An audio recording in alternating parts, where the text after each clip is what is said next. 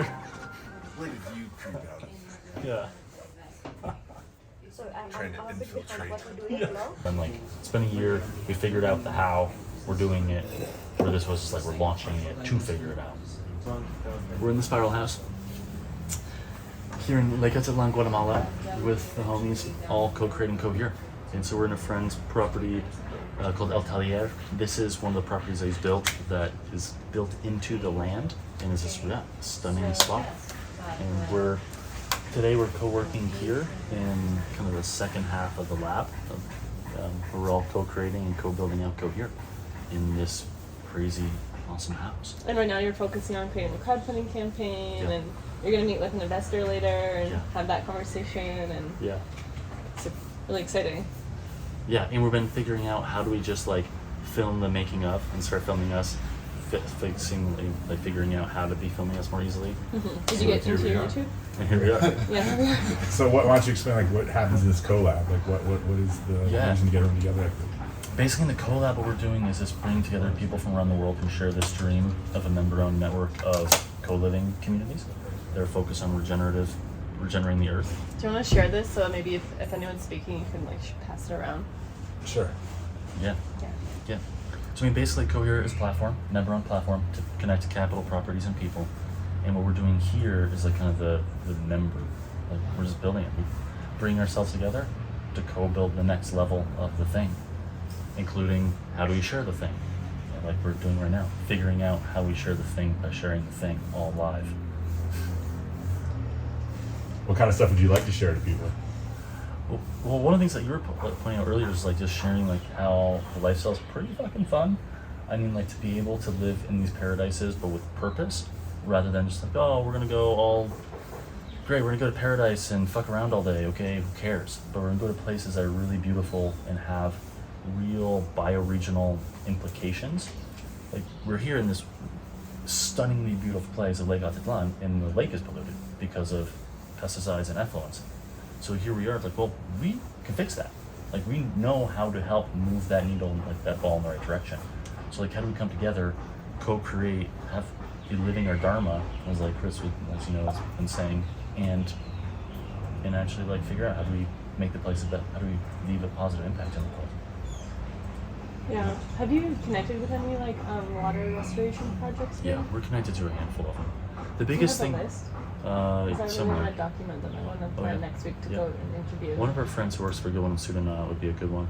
There's just like, one of the things is like, these problems they're very complex, so we don't want to like be overly simplistic or think that we can like, but we make, you know. I just want to share them. I just want to share what's live right now, like water projects, cleanup projects. Like it was really. I'm working on a video right now, real about everyone when we went to the hike to the waterfall. Yeah. Everyone, like I started picking up trash, and I've never been around a group that like people actually everyone just started picking up trash with me, like everyone here, and it was so inspiring. I was like, I felt so grateful because everyone contributed. Yeah. It'd be really dope to bring those what's the crew in Tulum that's doing the PET upcycle. Yeah, they like collect plastic and they melt it down to create 100% octane fuel from trash plastic. And those factories are like $700,000 to build. I'm like, why wouldn't we just set one here at the lake? And now everyone here locally has a reason to pick up the trash because it's now a commodity. Have you seen Conceptos Plásticos? He's from Colombia. Conceptos Plásticos. He builds homes with plastic, but it's like they actually like have a whole manufacturing process. So cool. Basically, they are making small homes in Costa Rica and Colombia.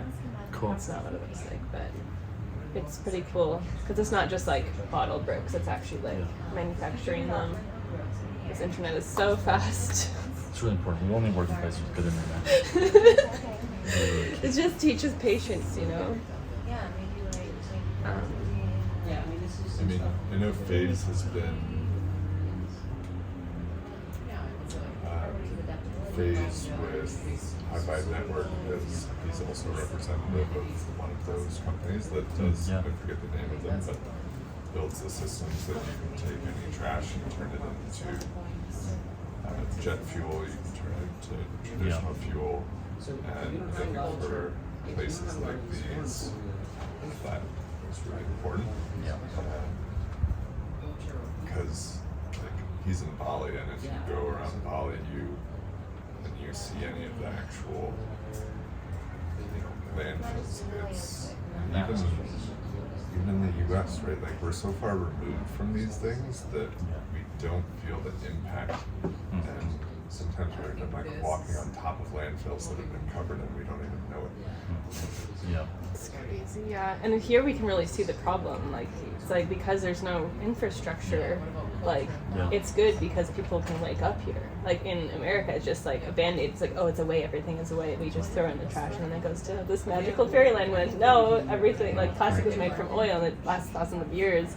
So it's like destroying our air, land, water, and our animals, and we have microplastic in our body. Even I've heard that like microplastics can cause you to become fat because you're not processing properly, and it's really just not good for your body. These are the homes.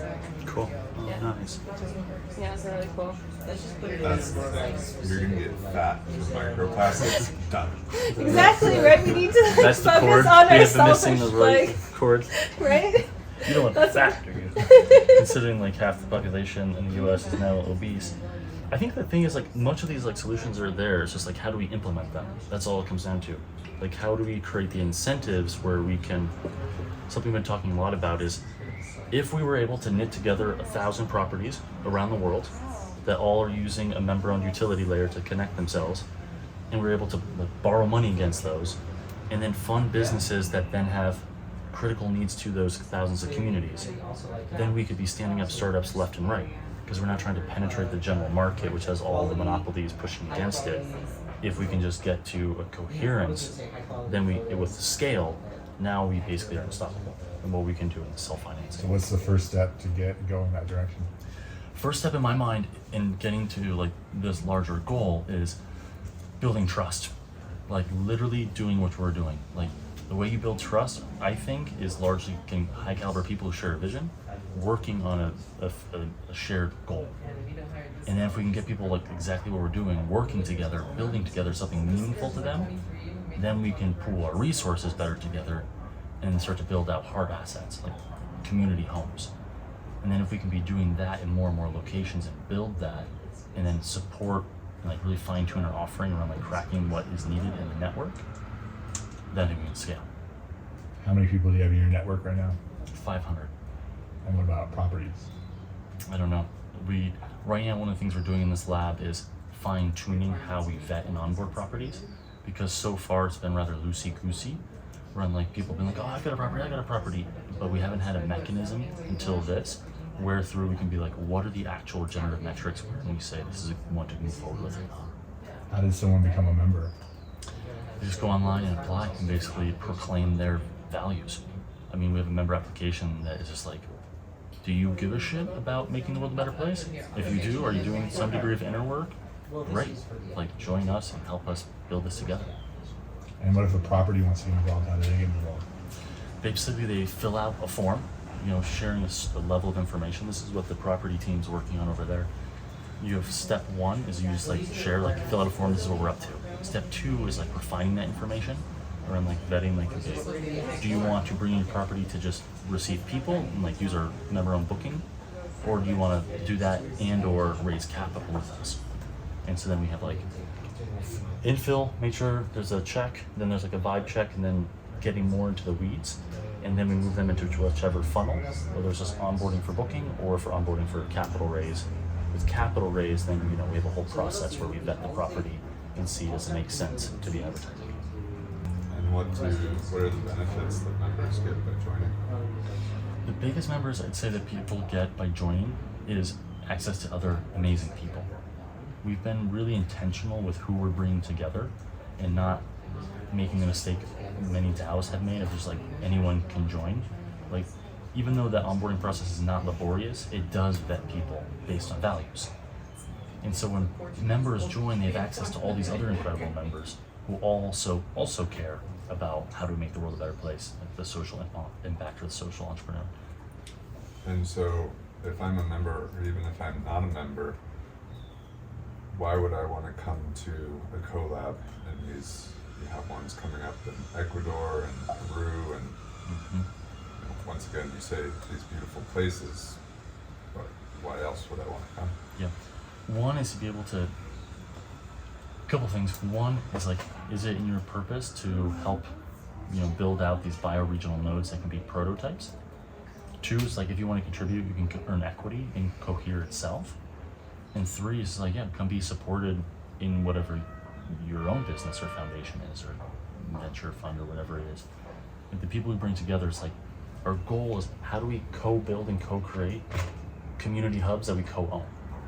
And then embedded in that as well is just the meaningful relationships where we start to figure out like, oh my gosh, I can help you with this, or like we start to cross-pollinate. And so those are the big ones. And as a member, what's the difference between Cohere and my hundreds of WhatsApp communities? Yeah. Well, one of the things we've been really getting into is like, what is the value, if there is value that we need to or should be providing for in the online space? My bias is that we don't need another place to share pictures or to wax poetically on theories of change. I think what we need is a group of people who care about building infrastructure, like the base things we need to survive and thrive in these coming years is like a community with resiliency and coherence. And so it's like what people get is like just other people who share those values who are like actively working on that. So, I would say in the platform too, I think it's a really good way, like just the way it's structured and designed is really good because then you have different member profiles, so it's not just a WhatsApp where like WhatsApp can get really messy where it's like very structured and laid out, so you can post your events or you can share what you're working on and connect with other members, and it has a different. What I'm really excited for the future is like having new platforms that can like redefine the way that the lens in which that we're creating versus like, it's extractive and blah blah blah. Basically, like if I'm just posting on Facebook or Instagram, it's like there's so much more intention behind it. So it allows us to connect better and collaborate better. Totally. And building up that, like one of the things that we're doing right now is activating guilds. So groups of people who are really excited in their zone of genius, like a property owners guild or a social media guild or working on properties and fundraising guilds. So these are the things that we're setting up. So there's like more specific ways of co-creating. And you have the guilds right now. We're forming them right now. Like the groups here are kind of helping to prototype that, and then we'll just continue that. Like we'll continue this baseline work, and the people here in this lab may have less engagement, but they're still going to continue to be leaders in these guilds that will then continue to onboard more people. And we're coming to the end of 2023. What did you guys move forward this year? I'd say the biggest thing this year is refining the how. So last year, the first year was like, okay, let's be really clear on the why and what we're doing. This year has been on how we're doing it and learning some really important lessons. When we started, we thought that what was needed is us to operate as owner-operator developers. What we learned is that's totally what the market doesn't need that. There's plenty of people starting properties. What we need is to connect the nodes. We need a utility layer that's member-owned. That's what we learned.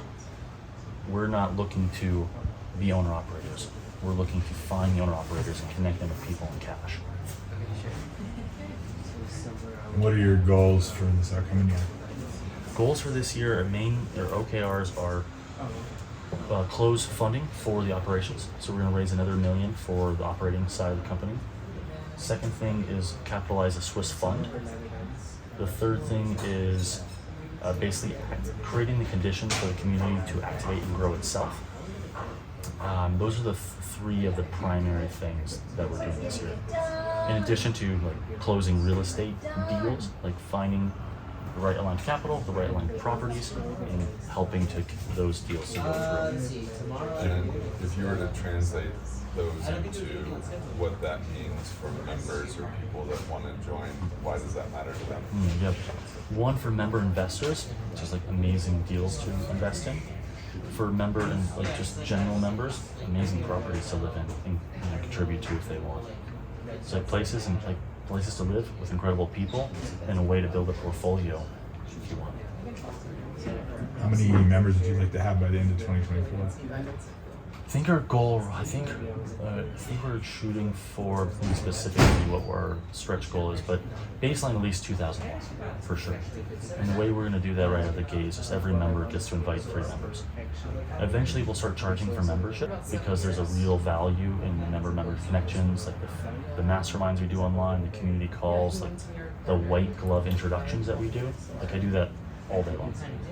And a lot of impact networks don't do that. There's no white glove connections. You're just in a network of other amazing people, which is cool. But we're pretty hands-on. Like, yo, you need to talk to so-and-so. And what do you think the cost would be to become a member would be in the future? We've been deliberating on that. I think we're going to start really low cost and just incrementally raise it. Our founding members are, grandfathered in and whatnot, but we'll incrementally raise it.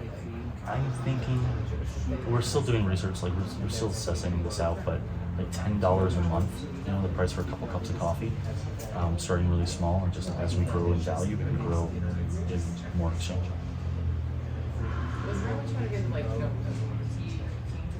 Yeah, I think one of the things that's like really embedded in this filming this exercise is like how I think it's really important that we just lead with our authenticity, and I don't think people like you were saying, like it's not about having really refined content all the time. It's about like being authentic, and that's what I really want to get into. And also informative. There's a lot going on. Dude, we're doing so much. The more you can just explain, the more people can wrap their heads around. And it's a crazy, like we talk about Cohere oftentimes as a crystal. There's a lot of facades. Like all the facades exist. And so one of the things that's really exciting about a community-directed business is there's a whole lot of people working on really cool segments of it. Yeah. What segment of the company are you most excited about? Honestly, like the thing that excites me most in this world is finding the means wherein I can help people actualize into their dreams. So it's like with Network Effect, we can basically help anyone stand up for their passion. We get a company, if it makes sense, we can help stand it up through Network Effect. And that just really excites me. And for investors that want to put, that are looking at real estate, why is Cohere different? What is... Great question. And this is a key value prop. So if you're looking at real estate, some of the biggest things are, is it in a good place? Is value going to go up? Is the asset in a good condition? And do people want to live there? And so what we're doing as a network is we're finding the best properties, we're vetting them very, very thoroughly, and we're assessing, do people want to live there by us living? So for instance, us being here, we're in this incredible property, and we're all kind of like, this is fucking dope. Like I could certainly live here. Like I don't want to leave. That's a data point. The other data point is like, the water pressure went off today. What's that about? And just getting really, really under the buildings. And so if you're a real estate investor and like you're looking for forward-thinking, regenerative real estate because like you're tracking that climate is a free fall collapse, like maybe you're tracking that from a business perspective as well, then it's like, well, where are the best properties in the best locations in the world that are thoroughly vetted and going to be successful because people care about them? Well, this property you're in right now is actually for sale, right? Yeah. Why don't you talk a little more about this whole property? Yeah. This property is, I forget how many hectares or acres it is, but has several different buildings. Like El Tellier, which also includes a chocolate factory, and is 5 stories, 6 stories. Like how many stories is that building? Jesus. Many, many levels. And then we have this building that's really built into the rock. Like I don't know if you've gone to the bathroom and seen that shower in there. Amazing. Then where Chris and Julia are staying, the next one up, and then there's where Glow is staying on the other side, and it goes all the way up to the nature reserve. So this property is on the edge of the town, backed up to the nature reserve with private access into the nature reserve, which is rare in Guatemala. Wait, and it's- there. oh, We just keep going up? yeah. You just, instead of going right, you go left and follow that trail up. Oh, cool. I have to go check it out. Yeah. And so it's just a really stunning property in like the hot spot of the lake. So this could be an ideal property for your network. Yeah, potentially. If like we as a community think it's worth raising money for. But, yeah. And how do you go about doing that with your members and deciding it's the right property or not? We basically, that's one of the things that the property team is working on. We basically advertise it to the network and say, hey, this is the investment opportunity. These are the deal terms. We can tokenize the property. This just means we fractionalize the ownership.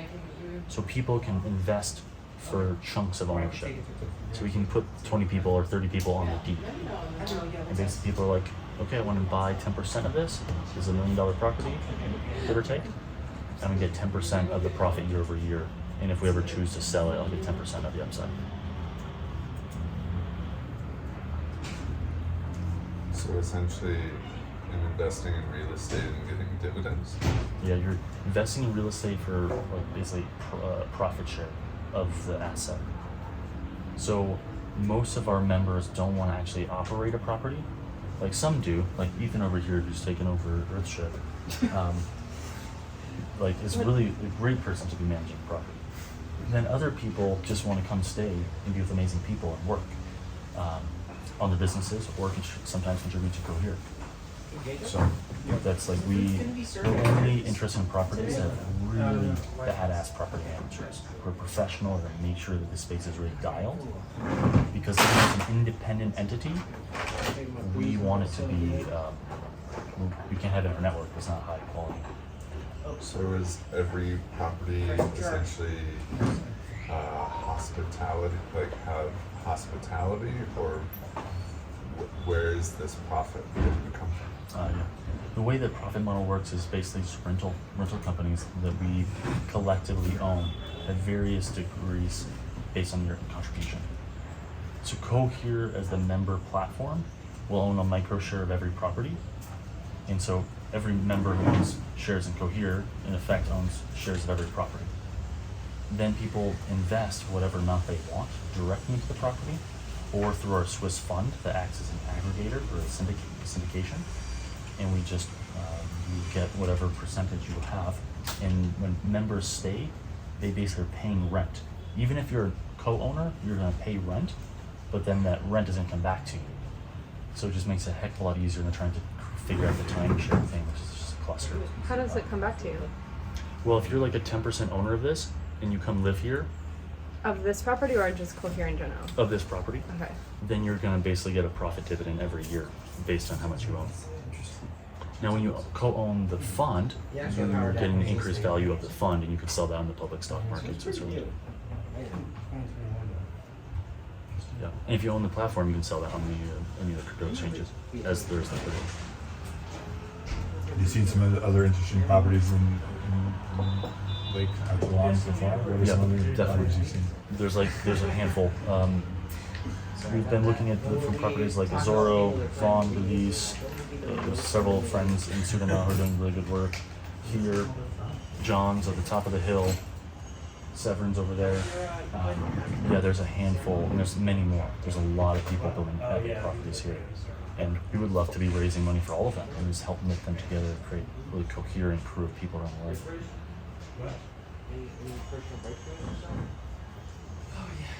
Well, cool guys. Well, this is great to test just like It's like a group Q&A. yeah, which is great because many people come to our calls and they're just like, "What the hell are you guys doing and how does this work?" And so I think us filming this type of thing, just kind of like pretty ad hoc, we're like, "Yo, if you want to learn what we're doing and who we are, we're just normal people filling this thing out together." Awesome. Especially because what we're doing is already like inherently super interesting.